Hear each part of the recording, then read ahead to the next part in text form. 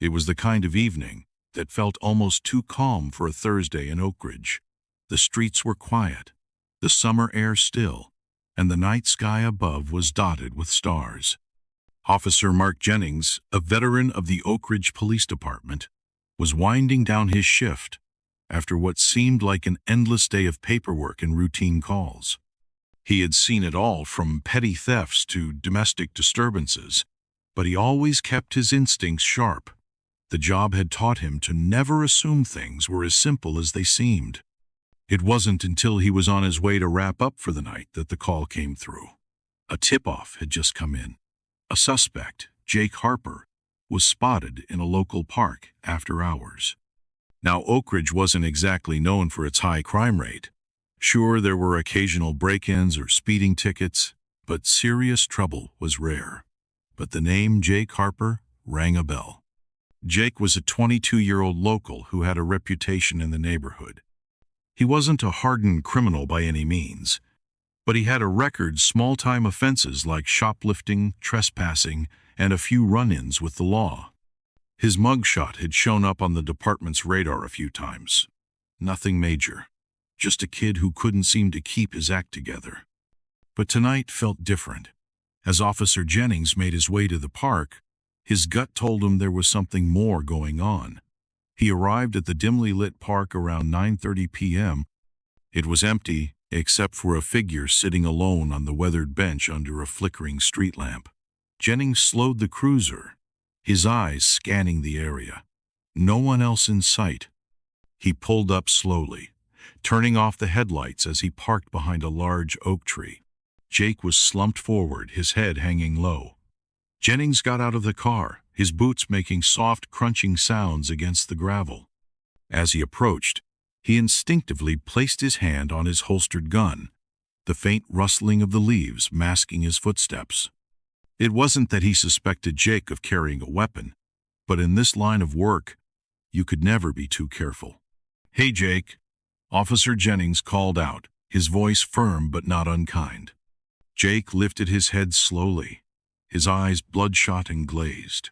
He looked surprised but not fearful.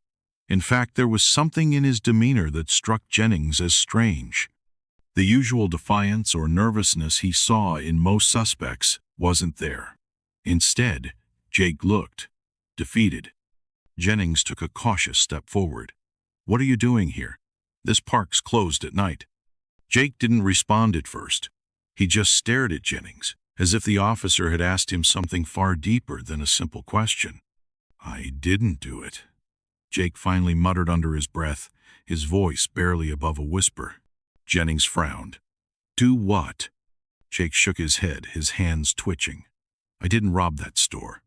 I swear. I didn't steal anything." Jennings' eyes narrowed. A robbery? He had heard about a break-in at a nearby convenience store earlier in the week, but nothing had been confirmed. "What are you talking about?" he asked again, his tone now sharper. "The store manager identified you, Jake. You're the one who was seen on the security cameras." Jake looked up at him then, eyes wide with desperation. "They're framing me. I swear to God, officer, they're setting me up." Jennings felt a twinge of doubt. Something wasn't right here. This wasn't the usual bluster of a suspect trying to talk his way out of trouble. There was genuine fear in Jake's eyes, and his hands were trembling. Curiosity piqued. "Who's setting you up, Jake? Who's framing you?" Jennings asked, his voice softer now, trying to connect. Jake's lip quivered as he looked down at the ground, avoiding the officer's gaze. "You wouldn't believe me if I told you, but I didn't steal anything. I was at the store, sure, but I was only looking for a job. They just threw me out. Then someone else took the stuff. I saw them. But they pointed at me, said I was the one who did it." Jennings didn't know what to think. Could Jake really be innocent? Or was he just a kid trying to wriggle out of a bad situation? He'd seen 100 suspects spin similar tales, but something about Jake's sincerity made him pause. Before Jennings could respond, his radio crackled to life. The dispatcher's voice came through with an update. "Suspect Jake Harper is wanted in connection to the robbery at Oakridge Market. Officers are to apprehend him immediately." Jennings' hand went to his radio, fingers hovering over the button. His orders were clear. He needed to arrest Jake. It was a straightforward decision for any other officer, but not for Mark Jennings. He was no rookie, and his instincts told him there was more to this story. But with his orders clear, what was he supposed to do?